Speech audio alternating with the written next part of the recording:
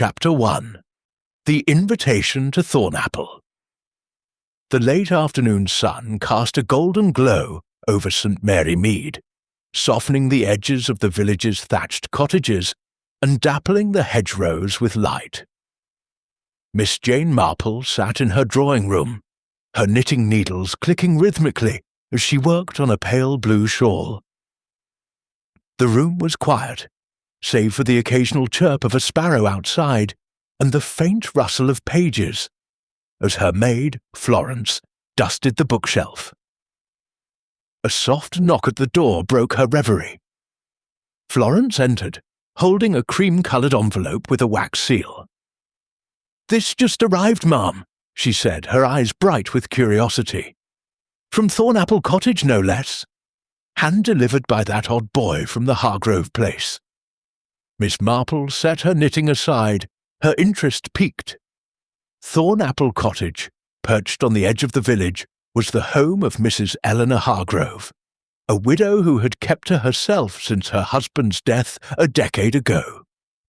The villagers whispered of her wealth, her eccentricities, and the occasional strange visitor glimpsed at her gate. An invitation from such a recluse was as rare as snow in July. "Thank you, Florence," Miss Marple said, taking the envelope. Her fingers traced the elegant script of her name, written in deep indigo ink. She broke the seal and unfolded the letter, her sharp eyes scanning the contents. "Dear Miss Marple, I trust this finds you in good health. I am hosting a small gathering at Thornapple Cottage this Saturday evening, and I would be honoured if you would join us. Your reputation for discernment precedes you, and I believe your presence would lend a certain clarity to our little assembly. Dinner will be served at 7, with guests staying the weekend. I look forward to your company. Yours sincerely, Eleanor Hargrove." Miss Marple's lips pursed slightly. The letter was polite, yet curiously vague. Why would Mrs. Hargrove, a woman she had never met, invite her to a weekend gathering? And what did clarity mean in this context? She folded the letter, her mind already turning over possibilities like a gardener turning soil. "Florence," she called, "do you know if Mrs. Hargrove has been entertaining lately?" Florence, still hovering near the door, shook her head. "Not that I've heard, ma'am. Folks say she's been quieter than ever since that nephew of hers, Mr. Lionel, showed up last month. Brought a fancy motor car and all sorts of talk about investments, or so the butcher's boy says." Miss Marple nodded thoughtfully. "Interesting. And who else has been seen at Thornapple?" "Well," Florence said, warming to the gossip, "there's that artist lady, Miss Cresswell, with her scarves and paints, come down from London. And a doctor, Dr. Vaughan, I think, staying at the cottage for a spell. Oh, and a young couple, the Fairchilds, though nobody knows why they're there. Proper mysterious it is." "Indeed," Miss Marple murmured, her eyes twinkling. She had a knack for noticing the small things, slips of the tongue, fleeting glances that others overlooked. Florence's chatter, like the village itself, was a tapestry of threads waiting to be unravelled. By Saturday morning, Miss Marple had packed a modest valise and donned her best tweed suit, her silver hair neatly pinned beneath a sensible hat. The walk to Thornapple Cottage was pleasant, the air crisp with the promise of autumn. The cottage itself was a rambling affair, its stone walls half hidden by climbing roses and ivy.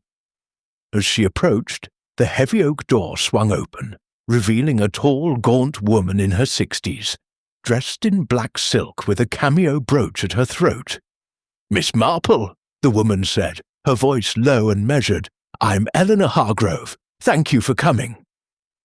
"Mrs. Hargrove," Miss Marple replied, her smile warm but her eyes alert. "It was kind of you to invite me." The hall was dimly lit. its walls lined with portraits of stern-faced ancestors.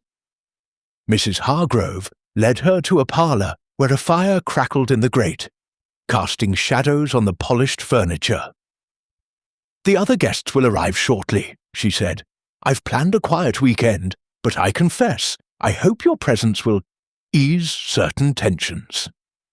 "Tensions?" Miss Marple asked, settling into a chintz armchair. Mrs. Hargrove hesitated, her fingers tightening on her brooch. "Oh, nothing serious, I'm sure. Just the usual frictions when old friends and family gather. You understand how these things can be." Miss Marple nodded, though her mind noted the faint tremor in Mrs. Hargrove's voice. "Of course," she said gently. "People are so very like garden plants, don't you think? They thrive in the right company, but put them too close to the wrong sort and they wilt." Mrs. Hargrove gave a thin smile. "An apt comparison. I hope you'll find our little garden tolerable." As the clock struck 6, the sound of tyres on gravel announced the arrival of the other guests. Miss Marple sipped her tea, her eyes never leaving the doorway. Whatever Mrs. Hargrove's reasons for this gathering, one thing was clear. Thornapple Cottage was about to bloom with secrets. Before we move on, Detective, where in the world are you solving mysteries with us? Drop your location in the comments. And if you're craving more twisted tales, hit subscribe. Tomorrow's case file gets even darker. Stay sharp. Chapter 2. The Gathering Storm. The parlour of Thornapple Cottage glowed warmly under the light of a crystal chandelier, its soft radiance doing little to dispel the undercurrent of unease that settled over the room. Miss Marple sat near the fire, her knitting needles resuming their gentle rhythm as she observed the arriving guests. Mrs. Eleanor Hargrove stood by the door, her posture rigid, greeting each newcomer with a practised smile that never quite reached her eyes. First to enter was Lionel Hargrove, Mrs. Hargrove's nephew, a man in his late 30s with slicked-back hair and a tailored suit that spoke of city wealth. His smile was too wide, his handshake too firm, as he bounded into the room. "Aunt Eleanor, you've outdone yourself with this place," he said, his voice carrying a hint of condescension. "Quite the rustic charm." "Lionel, do behave," Mrs. Hargrove replied, her tone clipped. "This is Miss Jane Marple, a guest of note from St. Mary Mead." Lionel turned to Miss Marple, his eyes appraising. "Charmed, I'm sure. Aunt's told me you're something of a village sage. Solve any mysteries lately?" Miss Marple's smile was mild. "Oh, I leave mysteries to the police, Mr. Hargrove. I merely observe the little things, like how a man's cufflinks can tell you more about his ambitions than his words." Lionel's laugh was loud but brittle, and he quickly turned to pour himself a brandy from the sideboard. Miss Marple noted the way his fingers lingered on the glass, as if steadying himself. Next came Miss Sylvia Cresswell, the artist Florence had mentioned. She swept into the room in a flurry of colourful scarves, her auburn hair pinned loosely, a paint-stained satchel slung over one shoulder. "Eleanor, darling, this cottage is divine," she exclaimed, kissing Mrs. Hargrove on both cheeks. "The light here, perfect for my next canvas." "You'll find plenty to inspire you, Sylvia," Mrs. Hargrove said, though her voice held a trace of weariness. "Miss Marple, this is Miss Cresswell, a painter of some repute in London." Sylvia's green eyes sparkled as she shook Miss Marple's hand. "A pleasure, Miss Marple. I hope you're not one of those dreadful types who think art is frivolous. It's the soul of life, you know." "I find art quite revealing," Miss Marple replied, her tone gentle. "A brushstroke can betray as much as a glance, don't you think?" Sylvia blinked, then laughed, though her gaze lingered on Miss Marple a moment too long. The Fairchilds arrived next, a young couple whose polished appearance contrasted with their uneasy demeanour. Mr. Thomas Fairchild was tall and fair, with a nervous habit of adjusting his tie. His wife Clara clung to his arm, her delicate features framed by a cloche hat. "Mrs. Hargrove, thank you for having us," Thomas said, his voice formal. "It's an honour." "Thomas, Clara, welcome," Mrs. Hargrove said, her smile tightening. "Miss Marple, Mr. and Mrs. Fairchild are acquaintances from my late husband's business dealings." Clara's eyes darted to her husband, then to the floor. "We're grateful to be here," she murmured, barely audible. Miss Marple nodded kindly, noting Clara's trembling hands. "Business acquaintances often make for such interesting reunions," she said. "One never knows what old ties might resurface." Finally, Dr. Edward Vaughan entered, a man in his 50s with a neatly trimmed beard and a physician's air of quiet authority. He carried a leather medical bag which he set down with care. "Eleanor, I hope I'm not late," he said, his voice calm but firm. "The train from London was delayed." "Not at all, Edward," Mrs. Hargrove replied. "Miss Marple, this is Dr. Vaughan, an old friend and a trusted physician."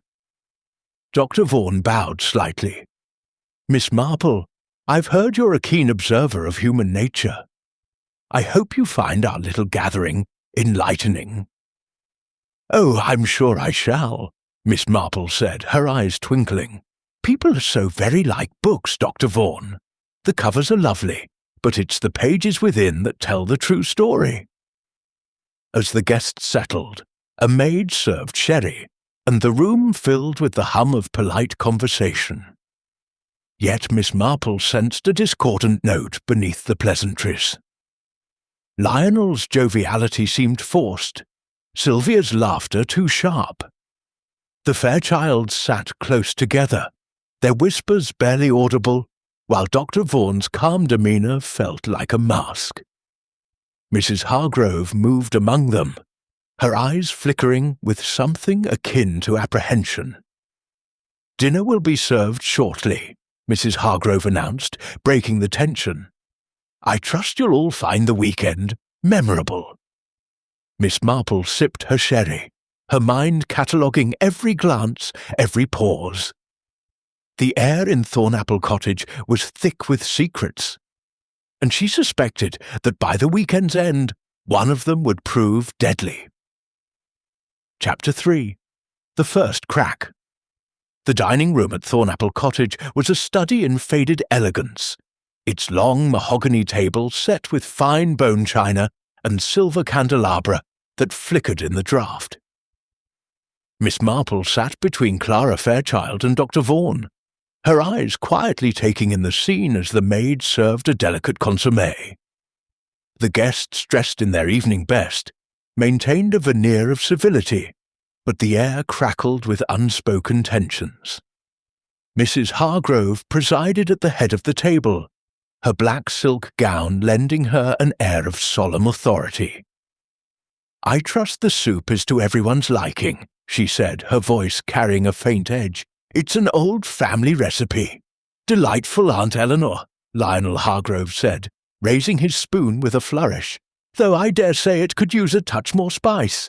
You always were too cautious with flavours." Mrs. Hargrove's lips thinned. "Some of us prefer subtlety, Lionel." Miss Sylvia Cresswell, seated across from Miss Marple, laughed brightly, her scarves fluttering as she gestured. "Oh, Eleanor, don't mind him. Lionel's just trying to stir things up as usual. Isn't that right, darling?" Lionel smirked, but his eyes were cold. "Someone has to keep things lively, Sylvia. This place is positively sepulchral." Miss Marple sipped her soup, noting the flicker of annoyance in Mrs. Hargrove's expression. "A quiet setting can be most revealing," she remarked mildly. "Like a still pond, it shows every ripple." Clara Fairchild, to Miss Marple's left, started slightly, her spoon clinking against her bowl. "Oh, I'm sure it's lovely," she murmured, her voice barely above a whisper. Her husband, Thomas, shot her a quick glance, his fingers tightening on his napkin. The meal progressed with polite small talk, but Miss Marple's keen ears caught the undercurrents. Dr. Vaughan spoke little, his responses measured, while Sylvia's anecdotes about London's art scene grew increasingly pointed, as if testing the room's mood. Lionel's jabs at his aunt grew bolder, and the Fairchilds seemed to shrink with every exchange.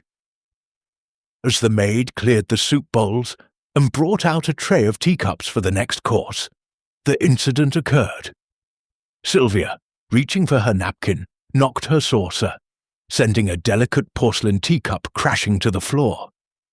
The shatter was sharp, like a gunshot in the tense silence. "Oh, how clumsy of me!" Sylvia exclaimed, her hand flying to her chest.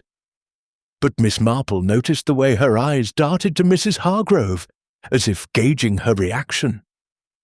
Mrs. Hargrove's face paled, her hand gripping the edge of the table. "That was one of my mother's cups," she said, her voice low and strained. "Irreplaceable." "Terribly sorry, Eleanor," Sylvia said, though her tone held a hint of defiance. "I'll replace it, of course. Surely they still make such things in London?" "They do not," Mrs. Hargrove snapped, then caught herself, smoothing her expression. "No matter. Accidents happen." Lionel chuckled, leaning back in his chair. "Come now, Aunt. It's just a cup. You've got a house full of relics. One less won't hurt." "Lionel, that's enough," Dr. Vaughan interjected, his calm voice carrying unexpected weight. "Eleanor values her family's things. You might show some respect." Lionel's smile faded, and he raised his glass in mock surrender. "Respect, is it? Well, Doctor, I'll leave the sermonizing to you." Miss Marple's eyes moved from face to face. Clara Fairchild was staring at her plate, her hands trembling, while Thomas whispered something to her, his expression taut. Sylvia's lips were pursed, as if suppressing a retort.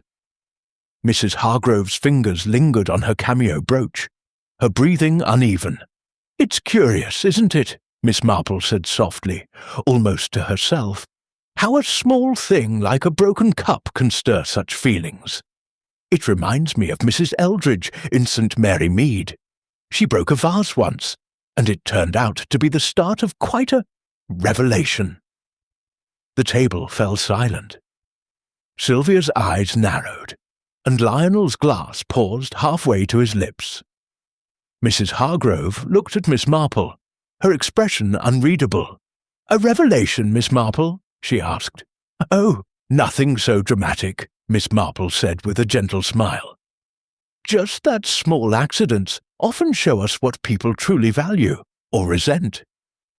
Dr. Vaughan cleared his throat. "Wise words, Miss Marple. People do reveal themselves in moments of strain." The maid returned with a fresh teacup, and the conversation shifted to safer topics: weather, village gossip. But Miss Marple sensed the fracture beneath the surface. The broken teacup was no mere accident. It was a crack in the facade of Thornapple Cottage, and she suspected more would follow. As dessert was served, Miss Marple's needles clicked softly in her lap, her mind weaving the evening's observations into a pattern. Someone in this room was hiding more than a careless hand, and she intended to find out who. Chapter 4. Whispers in the Garden. The morning after the dinner was crisp and bright, the kind of autumn day that made the roses in Thornapple Cottage's garden glow like jewels against the dew-kissed leaves. Miss Marple, wrapped in a woolen shawl, had excused herself from breakfast, claiming a need for fresh air. In truth, she sought the solitude of the garden, where conversations were less guarded, and secrets often slipped through the hedges. She settled on a wrought-iron bench near a trellis, heavy with crimson blooms, her knitting in her lap, though her needles remained still, The garden was a labyrinth of paths and alcoves, perfect for private exchanges, and Miss Marple's keen ears were attuned to the faintest murmur. She did not have to wait long. From behind a tall hedge, the low voices of Lionel Hargrove and Sylvia Cresswell reached her, their tones sharp with suppressed urgency. Miss Marple tilted her head, her expression serene as she appeared to admire the roses. "You're pushing too hard, Sylvia," Lionel was saying, his voice tight. "That stunt with the teacup last night. Do you want her to suspect?" Sylvia's laugh was soft but edged. "Oh, Lionel, don't be so dramatic. It was an accident. Besides, Eleanor's too wrapped up in her precious relics to notice anything else. Don't underestimate her," Lionel snapped. "Or that Marple woman. She's got eyes like a hawk. Did you see how she watched us at dinner?" Miss Marple's lips twitched slightly. She adjusted her shawl, her fingers brushing the soft wool as she committed their words to memory. Sylvia's voice dropped lower. "You're the one who needs to be careful, darling. If she finds out about the shares, we're both finished. You promised me you'd handle it." "I will," Lionel hissed. "But not if you keep drawing attention. Just keep your distance from the Fairchilds. They're jumpy enough as it is." Their voices faded as they moved further down the path, leaving Miss Marple to ponder. Shares? The Fairchilds? The pieces were vague, but they hinted at a financial thread woven into the tensions of Thornapple Cottage. She recalled Lionel's flashy cufflinks and Sylvia's expensive scarves, both suggesting ambitions beyond their apparent means. Before she could dwell further, another pair of voices emerged from a nearby alcove. Thomas and Clara Fairchild, their whispers fraught with anxiety. Miss Marple leaned forward slightly, as if inspecting a rosebud. "Thomas, we shouldn't have come," Clara said, her voice trembling. "This place, it's all wrong. I feel like she knows." "Keep your voice down," Thomas replied, his tone sharp but strained. "We had no choice, Clara. If we don't play along, everything we've worked for." "But what if it's true?" Clara cut in. "What if she's brought us here to settle it?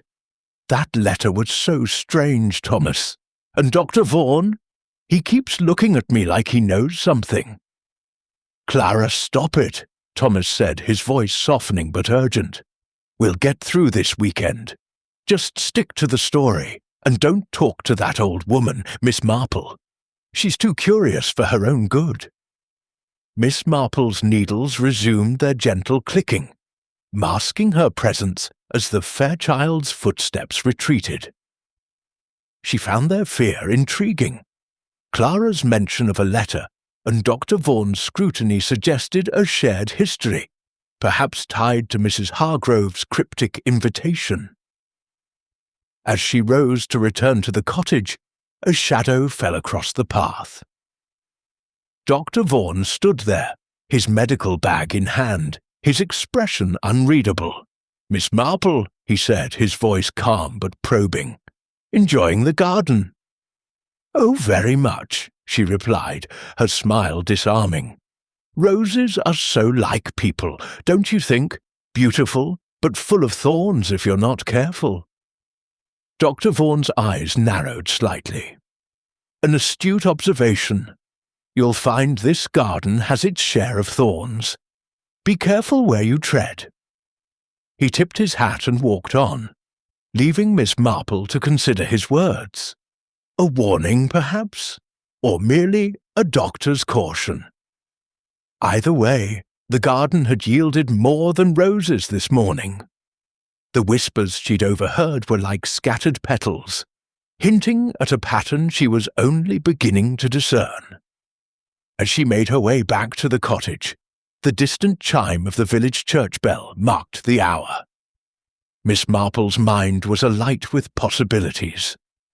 The guests at Thornapple were bound by something more than courtesy, and she suspected the truth lay buried in the secrets they so carefully guarded. Chapter 5. The Midnight Scream. The night at Thornapple Cottage was heavy with silence, broken only by the occasional creak of the old house settling. Miss Marple lay awake in her guest room, a small chamber overlooking the rose garden, her knitting folded neatly on the bedside table. She had always found the hours after midnight revealing. People's guards slipped in the dark, and secrets whispered in the shadows. But tonight, it was not a whisper that stirred her. A scream, high and piercing, tore through the stillness, echoing down the corridor. Miss Marple sat up, her heart steady but her senses alert. The sound had come from within the house, sharp with terror. She slipped on her dressing gown, lit the candle on her nightstand, and stepped into the hall. The corridor was dimly lit by a single gas lamp, its flicker casting long shadows. Doors were opening, and the other guests emerged, their faces pale and eyes wide. Mrs. Hargrove appeared first, her nightdress hastily covered by a shawl, her expression a mixture of dread and determination. "What was that?" Lionel Hargrove demanded, his hair dishevelled and his voice rough. He clutched a poker from the fireplace, as if ready to confront an intruder. I don't know," Clara Fairchild stammered, clinging to Thomas, who looked ashen. "It sounded like something awful." Sylvia Cresswell, her auburn hair loose and wild, pushed past them. "It came from downstairs," she said, her voice sharp. "Near the parlour, I think." Dr. Vaughan, calm but grim, was already moving toward the staircase, his medical bag in hand. "Stay here if you're frightened," he said. "I'll see what's happened." Miss Marple, unnoticed in the shadows, followed quietly, her candle casting a soft glow. Mrs. Hargrove caught her eye and nodded, as if grateful for her presence. The group descended the stairs, the air growing colder as they reached the ground floor. The parlour door was ajar, and a faint light spilled from within. Dr. Vaughan pushed it open, revealing a chilling scene. Sylvia Cresswell lay crumpled on the floor near the fireplace, her scarves tangled around her, her eyes staring blankly at the ceiling. A glass of brandy lay shattered beside her, the amber liquid pooling on the rug. Clara gasped, burying her face in Thomas's shoulder. Lionel swore under his breath, his poker lowering. Mrs. Hargrove stood frozen, her hand at her throat. Dr. Vaughan knelt beside Sylvia, his fingers searching for a pulse. After a moment, he shook his head. "She's gone," he said quietly. "No pulse." "I'd say she's been dead only a few minutes." "Dead?" Thomas echoed, his voice cracking. "How? She was fine at dinner." Miss Marple stepped closer, her candle illuminating Sylvia's pale face. She noted the faint bluish tinge around her lips and the unnatural stillness of her body. "Was she alone?" she asked softly, her eyes scanning the room. I don't know," Mrs. Hargrove said, her voice trembling. "She said she was retiring early, but she must have come down for a drink. I heard nothing until the scream." Lionel's eyes narrowed. "Who screamed then?" "If she's dead, it wasn't her." "A fair question," Miss Marple said, her tone mild but her mind racing. She glanced at the shattered glass, the overturned chair, and the open window, its curtains fluttering in the night breeze. "It's curious, isn't it? A scream brings us all running, yet the one who might have screamed is beyond speaking." Dr. Vaughan stood, his expression grave. "This looks like poisoning," he said. "The discoloration, the suddenness, it's consistent. I'll need to examine her properly, but we must call the HOMP." "Police poison?" Clara whispered, her eyes wide with fear. "You mean someone did this?" "Or she did it herself," Lionel said brusquely. "Sylvia was always theatrical. Maybe she couldn't handle the pressure." Mrs. Hargrove's gaze sharpened. Lionel, that's unkind. Sylvia was my friend. Was she? Lionel shot back, his voice low. Or was she here for the same reason we all are? Miss Marple's eyes flickered to him, noting the bitterness in his tone. She knelt carefully, inspecting the brandy glass without touching it. A faint bitter scent lingered, barely detectable. This brandy, she said almost to herself. Was it from the decanter in the dining room? Yes, Mrs. Hargrove said, frowning. We all had some after dinner. It was perfectly fine. Perhaps, Miss Marple murmured, straightening. She glanced at the open window, then at the faces around her, each a mask of shock, fear, or something less readable. The scream had been a summons, she thought. But for whom? And why? As Dr. Vaughan moved to cover Sylvia's body with a throw from the sofa, Miss Marple stepped back, her mind weaving the night's events into the growing tapestry of Thornapple's secrets. Someone in this house had acted with deadly intent, and she was determined to find out who, before the next scream shattered the night. Chapter 6. The Inspector's Arrival. The morning after Sylvia Cresswell's death dawned grey and heavy. The sky over Thornapple Cottage thick with clouds that mirrored the mood within. The parlour, now a scene of tragedy, had been sealed off, its door guarded by a nervous maid. Miss Marple sat in the drawing-room, her knitting needles moving steadily as she listened to the murmurs of the remaining guests. The air was thick with fear and suspicion, each glance laden with unspoken accusations.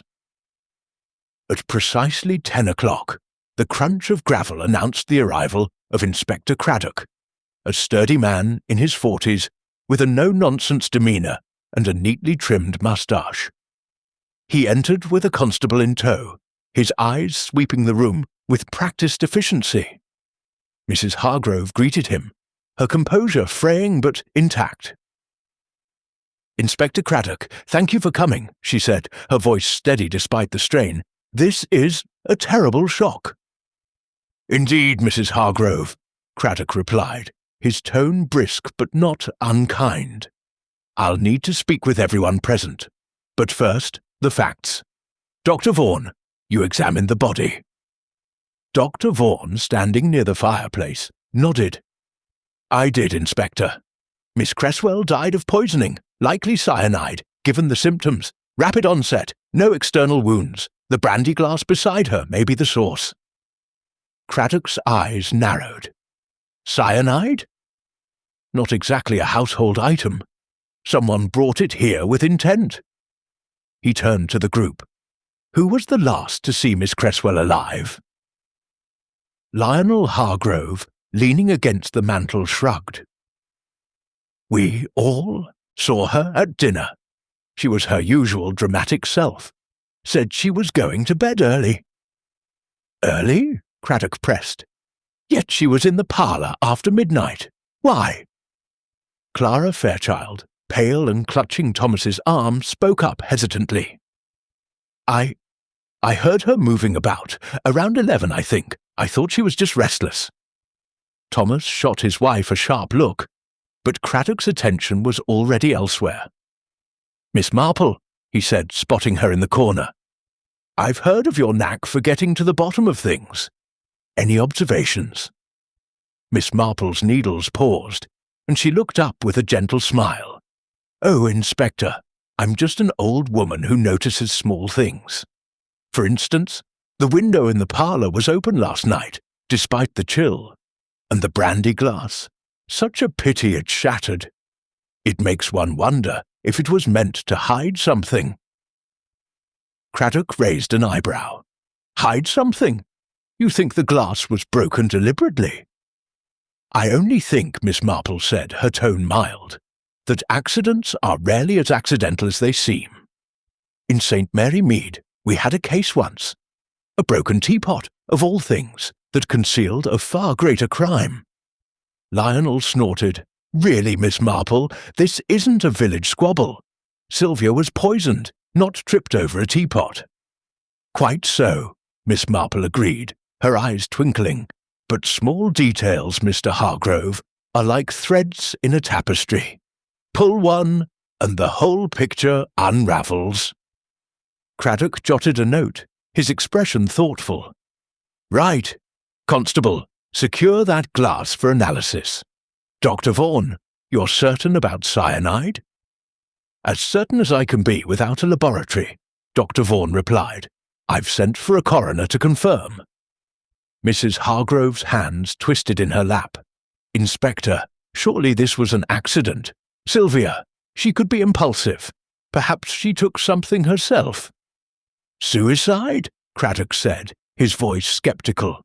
Possible, but cyanide's a nasty choice. And that scream, someone else was there or heard something. Any ideas who? The room fell silent. Clara's eyes darted to Thomas, who stared at the floor. Lionel sipped his coffee, his nonchalance forced.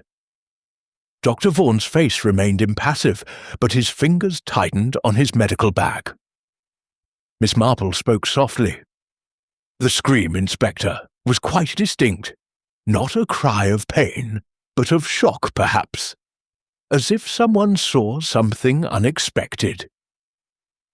Craddock studied her for a moment, then nodded. You've a sharp ear, Miss Marple. I'll want statements from everyone. No one leaves the cottage until we've sorted this out. As the constable began taking names, Miss Marple resumed her knitting, her mind turning over the morning's revelations. The open window, the shattered glass, the scream, all pointed to a calculated act, not a random tragedy. And Lionel's dismissive tone, Clara's nervous glances, and Dr. Vaughan's guarded calm suggested each had something to hide. She thought of Sylvia's words in the garden, her mention of shares, and the Fairchild's fear of a letter. The inspector's direct approach would uncover facts, but Miss Marple knew the truth often lay in the spaces between words, in the glances and silences that Craddock might overlook. As the rain began to patter against the windows, she felt certain that Thornapple Cottage held more secrets and more dangers yet to be revealed. Chapter 7. Shadows of the Past. The rain had settled into a steady drizzle, cloaking Thornapple Cottage in a grey mist that seemed to mirror the unease within its walls. Miss Marple sat in the library, a cosy room lined with leather-bound books and heavy drapes, her knitting resting in her lap. Inspector Craddock had taken the guests one by one to the study for questioning, leaving Miss Marple to her thoughts and her quiet inquiries. She had always found that a sympathetic ear could coax out truths that official interrogations missed. Mrs. Hargrove entered, carrying a tray of tea things, her face drawn but composed. "Miss Marple, I thought you might like some tea," she said, setting the tray on a side table. "This dreadful business, I can hardly believe Sylvia is gone." "It is a shock," Miss Marple agreed, her tone gentle. "You and Miss Cresswell were close, I gather." Mrs. Hargrove hesitated, her fingers lingering on the teapot. "Once, perhaps. We met years ago, through my late husband Henry. Sylvia was vibrant, but not always kind. I invited her, hoping to mend old wounds." Miss Marple nodded, pouring herself a cup. "Old wounds can fester, can't they? Like those in my village, when Mrs. Price's brother lost his savings in a bad investment. It caused quite a stir. Families divided, friendships broken." Mrs. Hargrove's hand trembled slightly, splashing tea onto the saucer. "Investments can be treacherous," she murmured. "Henry was involved in such things. Shares, partnerships, not all were successful." Miss Marple's eyes flickered with interest. "Shares, you say? I overheard Miss Cresswell mention something about shares in the garden yesterday, with your nephew, Lionel." Mrs. Hargrove's face tightened. "Lionel is ambitious, Miss Marple. He's been pressing me to sell some of Henry's old holdings. Sylvia was involved in those discussions." "Was she now?" Miss Marple said softly, her needles clicking as she resumed knitting. "It's curious how money can tie people together, or tear them apart." Before Mrs. Hargrove could respond, Clara Fairchild slipped into the room, her eyes red-rimmed. "Oh, Mrs. Hargrove, I didn't mean to interrupt," she said, her voice shaky. I needed a moment away from the inspector's questions." "Of course, my dear," Mrs. Hargrove said, her tone softening. "Sit, have some tea." Clara sank into a chair, her hands twisting in her lap. Miss Marple observed her, quietly, noting the way her gaze darted to Mrs. Hargrove, as if seeking reassurance or forgiveness. "Mrs. Fairchild," Miss Marple said kindly, "you seem troubled. Sometimes sharing a worry lightens the load. In St. Mary Mead, I recall a young woman who carried a secret about a letter. It weighed on her terribly until she spoke of it." Clara's lips parted, then closed. "A letter?" she whispered. There was a letter, yes, from Mrs. Hargrove, inviting us. It mentioned old business. Thomas said we had to come, but I wish we hadn't." Mrs. Hargrove's eyes narrowed. "The invitation was merely a courtesy, Clara, to discuss matters from Henry's time. Your husband worked with him, after all." Miss Marple sipped her tea, her mind piecing together fragments.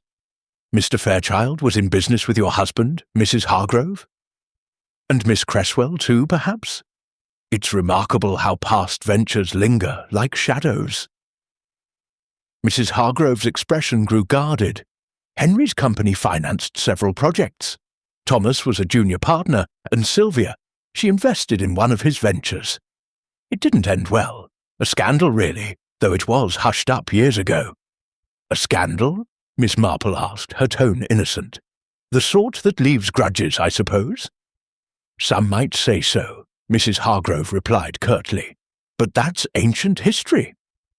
Clara's voice was barely audible. "Not to everyone." The door opened, and Dr. Vaughan entered, his face grim. "Eleanor, the inspector wants you next," he said. "He's asking about the brandy decanter. Seems they found traces of cyanide in the glass shards." Mrs. Hargrove paled but nodded, excusing herself. Clara rose abruptly, murmuring about needing air, leaving Miss Marple alone with Dr. Vaughan. "Doctor Vaughan," Miss Marple said, her voice soft. "You knew Mrs. Hargrove's husband, I understand. Were you part of this unfortunate business venture?" Dr. Vaughan's jaw tightened. "I advised Henry on occasion, yes. The venture was a mining scheme. Overseas, poorly managed. It collapsed, costing many their savings. Sylvia lost a fortune, and Thomas Fairchild's career suffered. But that was over a decade ago." "Time doesn't always heal such losses," Miss Marple remarked. "In my village, grudges over money have a way of resurfacing, like weeds in a garden." Dr. Vaughan's eyes met hers, sharp and searching. "You see a great deal, Miss Marple. Be careful what you unearth." As he left, Miss Marple's needles clicked steadily, her mind weaving the threads of the past into the present tragedy. A failed venture, a hushed scandal, and a group of guests bound by more than Mrs. Hargrove's invitation. Sylvia's death was no isolated act, she thought, but a shadow cast by events long buried. And somewhere in Thornapple Cottage, the roots of that shadow waited to be uncovered. Chapter 8. The Second Blow. The afternoon at Thornapple Cottage was oppressive, the rain having given way to a heavy mist that clung to the windows like a shroud. The guests had been confined to the drawing-room, under Inspector Craddock's orders, as the constable combed the parlour for further evidence. Miss Marple sat near a window, her knitting a quiet rhythm against the strange silence. The air was thick with unease, each guest avoiding the other's eyes, as if fearing what a glance might betray. Inspector Craddock had just returned from a telephone call to the coroner, his expression grimmer than before. "The preliminary report confirms cyanide in Miss Cresswell's system," he announced, his voice cutting through the room. "The glass was definitely the source. Someone tampered with it." Clara Fairchild, seated on a sofa beside Thomas, let out a small gasp. "Tampered? You mean someone meant to kill her?" "It's looking that way, Mrs. Fairchild," Craddock said, his eyes scanning the group. "And until we know more, no one leaves this house." Lionel Hargrove, pacing by the fireplace, snorted. "This is absurd, Inspector. We're not all murderers. Sylvia probably got herself into trouble, drank something she shouldn't have." Mrs. Hargrove, standing near the tea tray, turned sharply. "Lionel, that's enough. Sylvia was my guest, and now she's dead. Show some respect." "Respect?" Lionel's voice was bitter. "She was here to stir up trouble, Aunt Eleanor, and you know it. All that talk about old debts and shares—" "Enough!" Mrs. Hargrove snapped, her face pale. Miss Marple noted the way her hand gripped the cameo brooch at her throat, as if anchoring herself. Dr. Vaughan, leaning against a bookcase, spoke calmly. "Let's not jump to conclusions, Lionel. The inspector's doing his job. We should cooperate." Miss Marple's needles paused, her eyes flickering to Dr. Vaughan. His composure was almost too perfect, she thought, like a man accustomed to hiding his thoughts. She was about to speak when a piercing cry echoed from upstairs, followed by a heavy thud.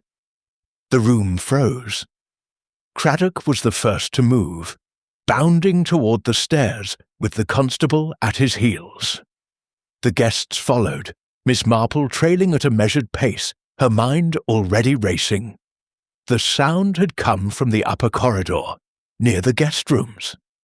They found Thomas Fairchild crumpled at the foot of his bedroom door, his face contorted in a grimace, a faint bluish tinge around his lips. A small vial lay beside him, its contents spilled onto the carpet. Clara stood frozen in the doorway, her hands pressed to her mouth, her eyes wide with horror. "Thomas!" she screamed, dropping to her knees. "No, no, please!" Dr. Vaughan pushed past, kneeling to check for a pulse. After a moment, he looked up at Craddock, his expression grim. "He's dead. Same symptoms as Miss Cresswell. Cyanide, I'd wager." Craddock's jaw tightened. 2 deaths in one night. This is no coincidence. He turned to the constable. "Search the room. Look for anything out of place." Clara sobbed, clutching Thomas's hand. "He was fine. He said he was going to fetch his cigarettes. I didn't hear anything until that sound." Miss Marple stepped closer, her eyes scanning the scene. The vial was small, the kind used for medicines, but its label was blank. The carpet showed no signs of a struggle, yet Thomas's tie was askew, as if he'd clawed at it in his final moments. "Curious," she murmured, "that he fell so close to the door, almost as if he was trying to leave, or to reach someone." Craddock glanced at her. "You've a thought, Miss Marple?" "Only that poison is a coward's weapon," she said softly. "It requires planning, not passion. Whoever did this knew their victims well." Lionel's face was pale, his earlier bravado gone. "This is madness," he muttered. "2 of us dead. Who's next?" Mrs. Hargrove's voice was barely audible. "Why is this happening? What have I done to bring this upon my house?" Miss Marple's gaze softened, but her mind was sharp. "Mrs. Hargrove, sometimes the past casts a long shadow. You mentioned a scandal yesterday. Your husband's failed venture. Could it have left enemies?" Mrs. Hargrove hesitated, then nodded. There were many who lost money. Sylvia, Thomas. They blamed Henry, even after his death. But to kill for it, after all these years? Money and betrayal make a potent poison, Miss Marple said, her tone gentle but firm.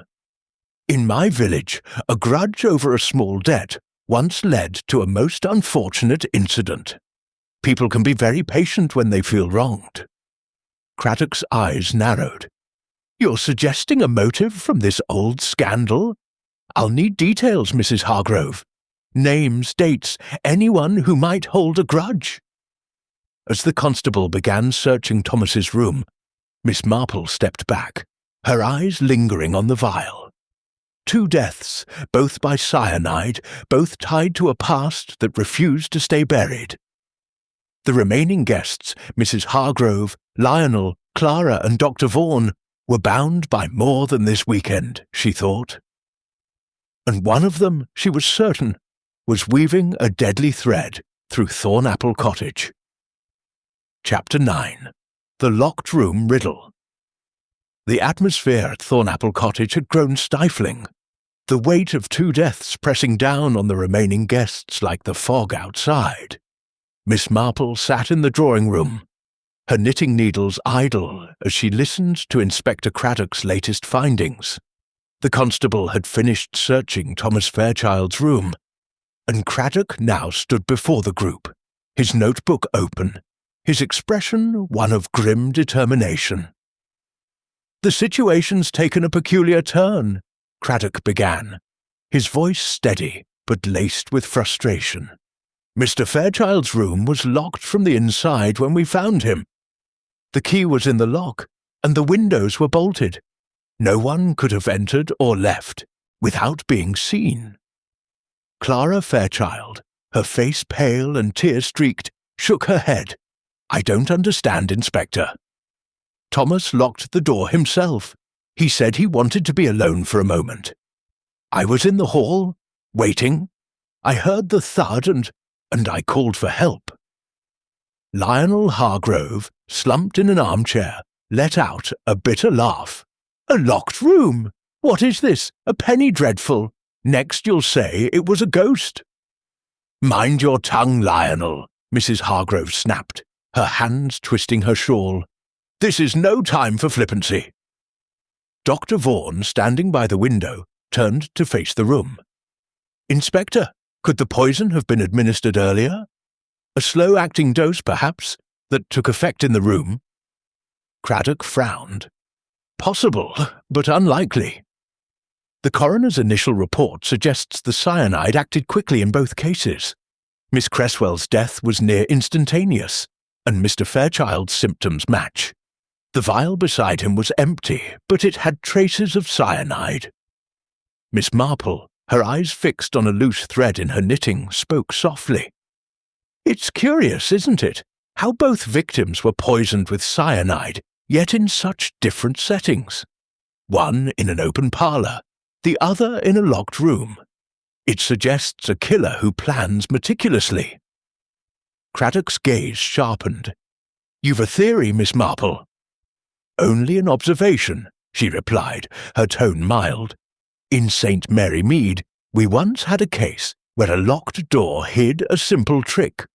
A window left ajar, a hidden latch. The simplest solutions are often the cleverest. Craddock nodded, jotting a note. Constable, double-check the windows and any possible access points. Mrs. Hargrove, is there a spare key to that room? Mrs. Hargrove shook her head. No, Inspector. Each guest room has a single key, and Thomas had his. The bolts on the windows are old but secure. I checked them myself last month. Miss Marple's needles resumed their gentle clicking. And the vial, Inspector?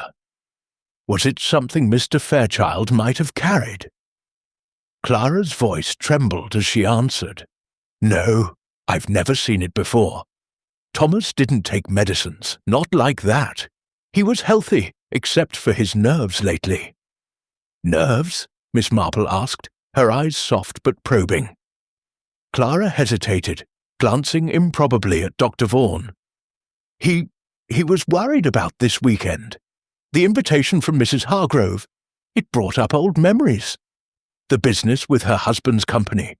Mrs. Hargrove's lips tightened. That was years ago, Clara. Surely you don't think— I don't know what to think, Clara cried, her voice breaking. First Sylvia, now Thomas. Someone's doing this to us. Lionel stood abruptly, his face flushed. This is ridiculous. Are we all suspects now? I was in my room all evening. Asked the maid, she brought me a nightcap. Dr. Vaughan's voice was calm but firm. We're all shaken, Lionel, but pointing fingers won't help. The inspector needs facts, not tempers. Miss Marple observed the exchange, her mind turning over the locked room puzzle.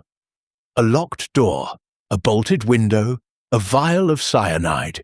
Each detail was a piece in the intricate pattern of the killer's design. She recalled the garden whispers, Sylvia's mention of shares, and Clara's fear of a letter. The scandal from years ago seemed to bind them all. But how had it led to such calculated murders? Inspector, she said gently, might I see the room?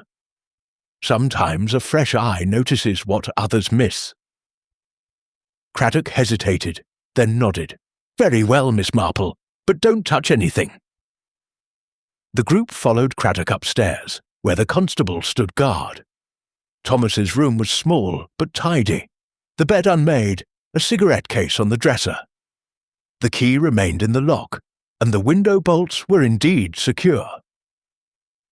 Miss Marple's eyes lingered on the fireplace, its grate cold and unused, and the narrow ventilation grate above it, barely wide enough for a hand. Such an old house, she murmured. These grates, they connect to other rooms, don't they, Mrs. Hargrove? Mrs. Hargrove nodded slowly. Yes, to the chimney system. But they're far too small for anyone to use. Perhaps, Miss Marple said, her tone thoughtful. But small spaces can carry big secrets, like the pipes in my neighbour's cottage that once hid a stolen locket. Craddock's eyes flickered with interest. You think the poison came through the grate? I think, Miss Marple said, that a clever mind finds ways to turn limitations into opportunities. As they returned downstairs, the tension among the guests was palpable. 2 deaths, a locked room, and a killer who moved unseen. Miss Marple's mind wove the clues together, sensing the pattern was nearly complete.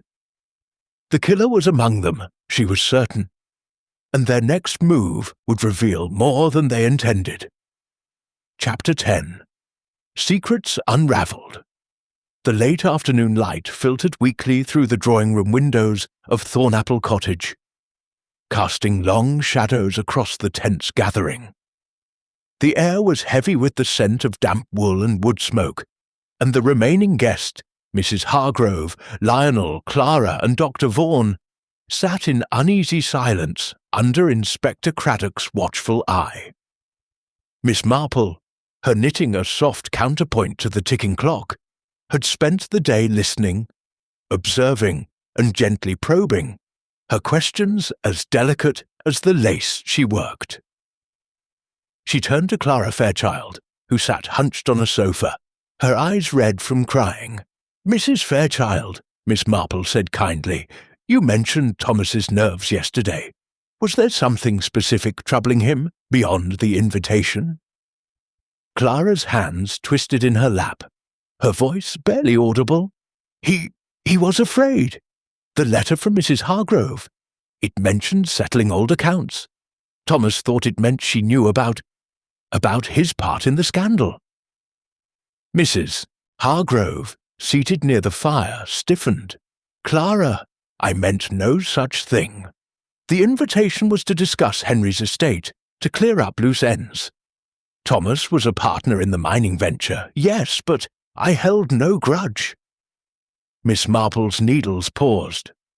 And yet, grudges have a way of lingering, don't they? In St. Mary Mead, a disagreement over a loan once led to years of bitterness. People rarely forget when money and trust are lost. Lionel, sprawled in an armchair, snorted. "Trust? That's rich, Aunt Eleanor. You invited us all here, knowing full well the bad blood from Uncle Henry's fiasco. Sylvia was furious about her losses, and Thomas was no saint either." Mrs. Hargrove's eyes flashed. "Lionel, you speak as if you're blameless. You've been hounding me about those shares for months, as if Henry's mistakes were mine to fix." "Shares?" Miss Marple asked, her tone innocent. "The same ones Miss Cresswell mentioned in the garden? I do wonder how they connect you all." Dr. Vaughan, standing by the window, cleared his throat. "Miss Marple, you're stirring troubled waters.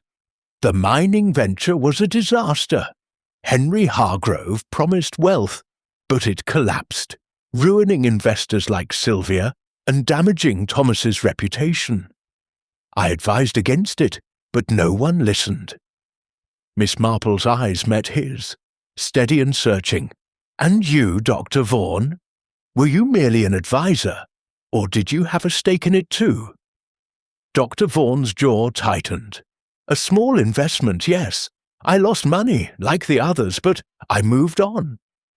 "Did you?" Miss Marple said softly. "It's curious how past losses can shape present actions. Like the time my neighbour's son held a grudge over a failed business deal. It led to quite a scene at the village fete."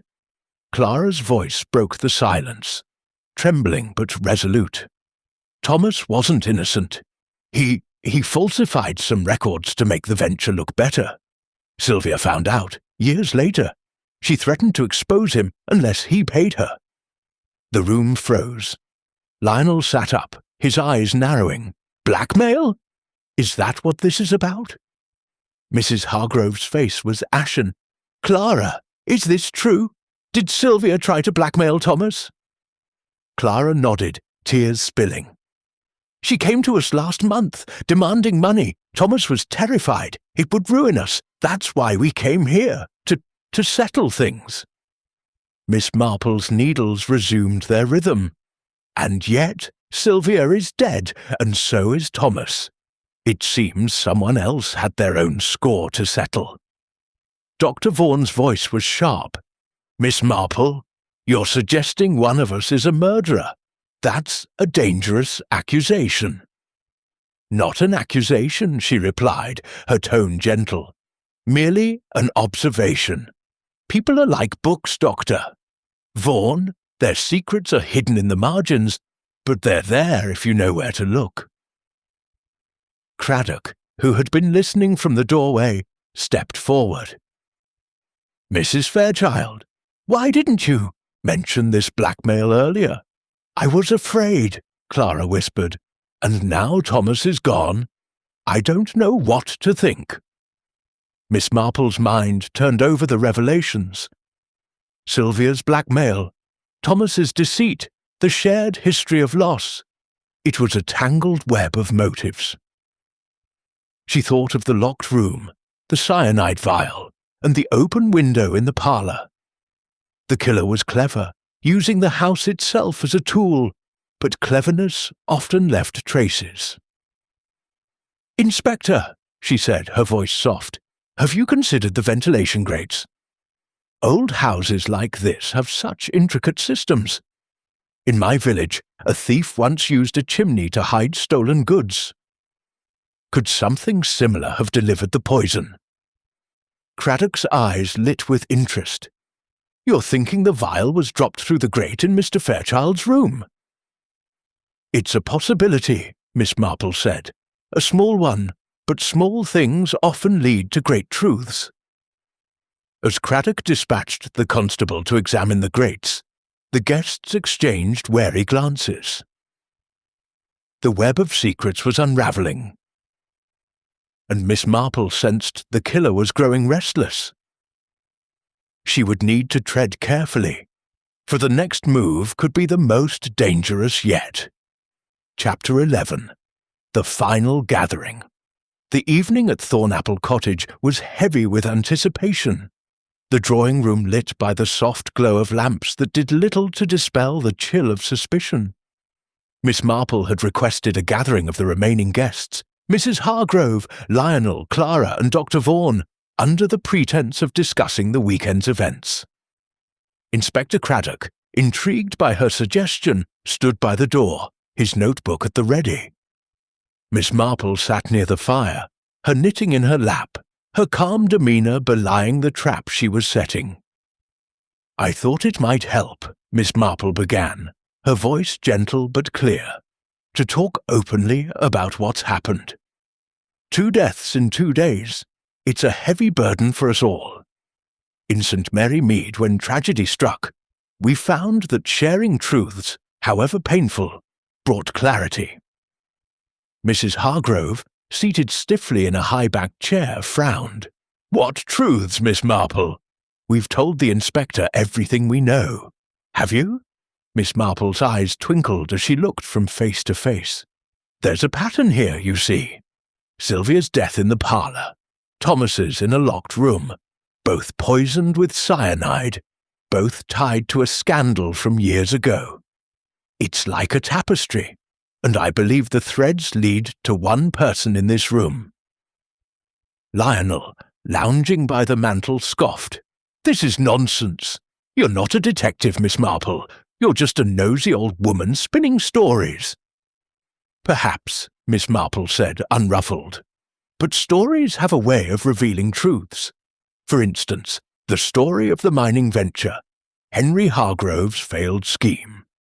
Sylvia lost money, Thomas falsified records, and someone else, someone here perhaps, felt betrayed enough to kill." Clara, her hands trembling, whispered, "You think one of us, but why? Thomas and I were victims too." Miss Marple's gaze softened. "Victims, yes, but also players in a game of secrets. Sylvia blackmailed Thomas, didn't she? And perhaps someone else knew. Someone who saw a chance to settle their own score." Dr. Vaughan's voice was measured. "Miss Marple, you're treading on dangerous ground. Accusing without evidence could cause more harm than good." "Oh, I've no wish to accuse," Miss Marple said, her needles clicking softly. "But I did notice something curious. The ventilation grate in Thomas's room. It connects to the room next door, doesn't it?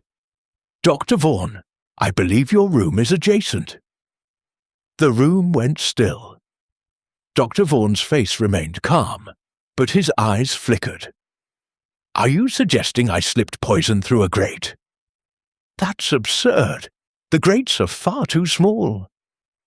"Are they?" Miss Marple said, tilting her head. "In my village, a boy once dropped a marble through a similar grate, and it rolled quite far. A small vial could travel just as easily, especially if someone knew the house well." Mrs. Hargrove's voice was sharp. "Miss Marple, what are you implying? Dr. Vaughan has been a friend for years. He lost money in Henry's venture like the rest of us." "Exactly," Miss Marple said. "Loss can breed resentment, and resentment can fester. Dr. Vaughan, you advised Henry against the venture, yet you invested. When it failed, did you blame him or someone else?" Dr. Vaughan's jaw tightened. "This is speculation, Miss Marple. I had no reason to harm Sylvia or Thomas." Miss Marple's smile was gentle. "Perhaps not, but someone did. And I wonder, the brandy decanter in the parlour, was it tampered with before Sylvia drank, or was her glass targeted? And the vial in Thomas's room, how did it get there if the door was locked?" Clara's voice broke in, desperate. "Stop it! You're making it sound like we're all guilty. I loved Thomas. I'd never hurt him." Miss Marple's eyes softened. "I believe you, Mrs. Fairchild. But someone wanted Sylvia and Thomas silenced, perhaps because they knew too much about the scandal, or something more personal." Lionel slammed his glass down on the mantel. "Enough of this! You're fishing, Miss Marple. If you've got proof, show it. Otherwise, leave us be." Craddock stepped forward, his voice calm but firm. "Miss Marple's raised valid points, Mr. Hargrove. The grate's being examined, and we're testing the decanter. If anyone knows something, now's the time to speak." The silence that followed was electric. Miss Marple watched each face. Clara's tearful desperation, Lionel's barely concealed anger, Mrs. Hargrove's rigid composure, and Dr. Vaughan's guarded calm. She had stirred the waters, and now she waited for the ripples to betray the killer.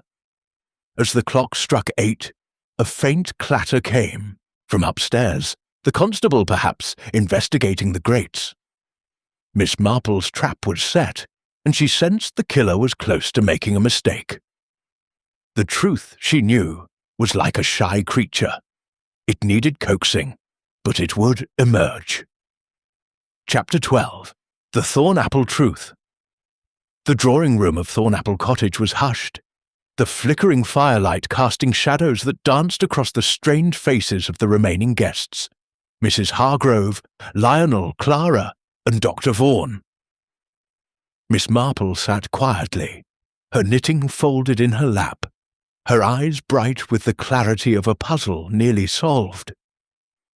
Inspector Craddock stood by the door, his presence a steady anchor as the constable entered, holding a small, dusty vial, retrieved from the ventilation grate above Thomas Fairchild's room.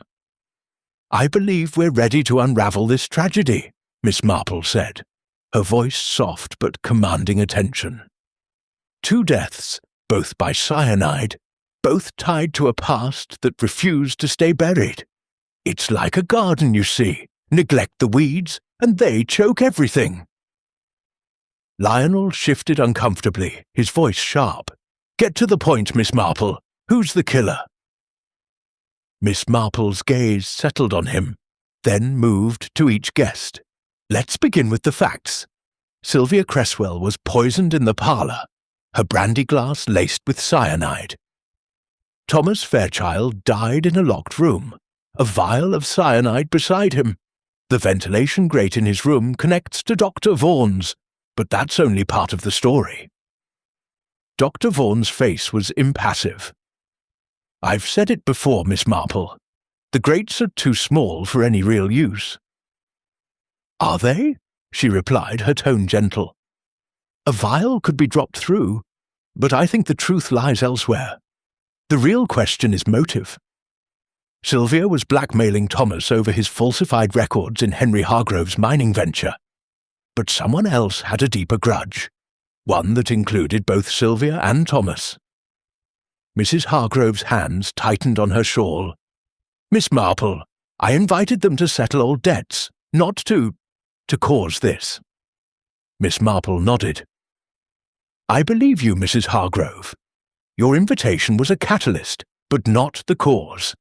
The cause lies in the scandal itself, Henry's venture that ruined so many. Sylvia lost her fortune, Thomas his reputation, and Dr. Vaughan his savings. But there's another piece, isn't there, Doctor?" "Vaughan?" Dr. Vaughan's eyes narrowed. "I've nothing to hide. I lost money, yes, but I've no reason to kill." Miss Marple's smile was kind but unwavering. "In St. Mary Mead, I once knew a man who lost more than money. He lost trust. Dr. Vaughan, you didn't just advise Henry Hargrove. You were his friend, and you loved his wife." The room went still. Mrs. Hargrove gasped, her hand flying to her cameo brooch. "What are you saying?" "I'm saying," Miss Marple continued, "that Dr. Vaughan's investment wasn't just financial. He invested his heart in you, Mrs. Hargrove, but Henry's failure and his death left you alone, and Dr. Vaughan resentful. When Sylvia and Thomas began stirring up the past, threatening to expose the scandal and perhaps your own role in it, Doctor, Vaughan saw a chance to protect you, and himself." Clara's voice was a whisper. "Protect her. But why kill Thomas?" "Because," Miss Marple said, "Thomas wasn't the target. The vial in his room was meant for you, Mrs. Hargrove. Dr. Vaughan knew the grates connected your rooms. He dropped the cyanide vial, expecting you to find it, to drink from it in a moment of despair. But Thomas, restless and suspicious, found it first. Dr. Vaughan's composure cracked, his voice rising. "This is preposterous! You've no proof!" Craddock stepped forward, holding up the vial from the grate. "This was found in your room's vent, Doctor." Vaughan. "It matches the one beside Mr. Fairchild. And the brandy decanter? The maid saw you near it before dinner, when Sylvia took her drink." Miss Marple's eyes softened. "You loved Mrs. Hargrove, Dr. Vaughan, but you blamed Sylvia and Thomas for dragging up the past, threatening her peace and yours. Sylvia's blackmail was the final straw, wasn't it? You poisoned her glass, and when that didn't end the threat, you tried again, miscalculating with Thomas." Mrs. Hargrove's voice trembled. "Edward, is this true? Did you, for me?" Dr. Vaughan's shoulders slumped, his face crumpling. "Eleanor, I couldn't let them destroy you. Sylvia was going to ruin us all, her demands, her threats, and Thomas, he was weak, ready to confess everything. I thought, if I could stop them." Clara sobbed, and Lionel stared, stunned. Mrs. Hargrove's eyes filled with tears. "You thought murder would protect me?" "Oh, Edward," Craddock signalled the constable. "Doctor, Edward Vaughan, you're under arrest for the murders of Sylvia Cresswell and Thomas Fairchild." As the constable led Dr. Vaughan away, Miss Marple looked at Mrs. Hargrove, her expression gentle. "Love can be a dangerous thing, Mrs. Hargrove. Like a rose, it's beautiful, but its thorns can draw blood." The room fell silent, the weight of the truth settling over Thornapple Cottage. The shadows of the past had been laid bare. And though the cost was high, Miss Marple knew the garden was finally clear of its deadliest weeds. Epilogue: The Quiet of Thornapple. The morning sun broke through the clouds over St. Mary Mead, casting a gentle light on the thatched roofs and dew-kissed gardens. Thornapple Cottage stood silent, its roses no longer a backdrop for secrets, but a quiet testament to the storm that had passed. Miss Marple sat in her own drawing-room, her knitting needles clicking softly as she sipped tea, her mind turning over the events of the past weekend. Inspector Craddock had called earlier, his voice brisk but warm with gratitude. Dr. Vaughan's confession had sealed the case. Cyanide from his medical supplies, carefully administered to Sylvia's brandy, and intended for Mrs. Hargrove through the ventilation grate.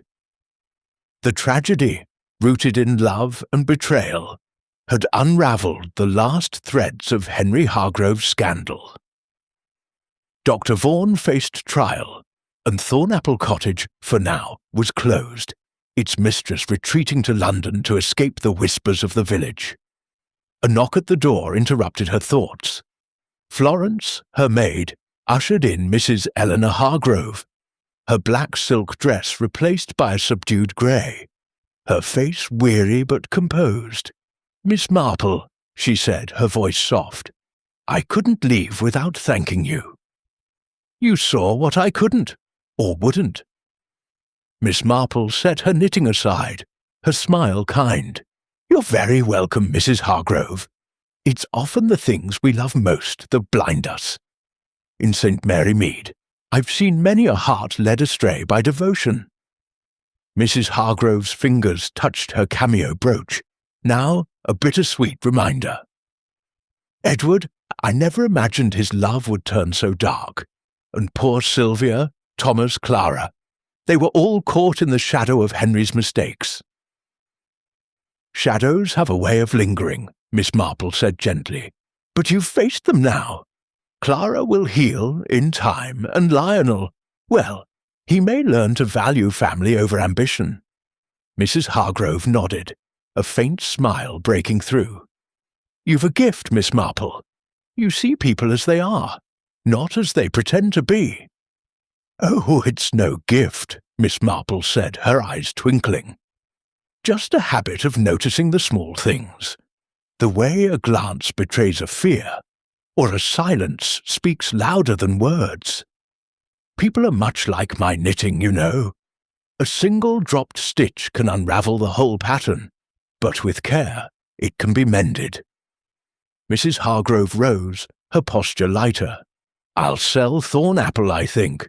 Start anew, perhaps somewhere with fewer memories. A wise choice, Miss Marple said. A new garden can do wonders for the soul. As Mrs. Hargrove left, Miss Marple returned to her knitting, the soft click of her needles blending with the chirping of sparrows outside. The tragedy at Thornapple Cottage had been a tangled skein, but she had teased out the threads revealing the truth beneath. St. Mary Mead would settle back into its quiet rhythm, but Miss Marple knew that beneath its calm surface, human nature would always weave new mysteries, waiting for her patient hands to unravel them.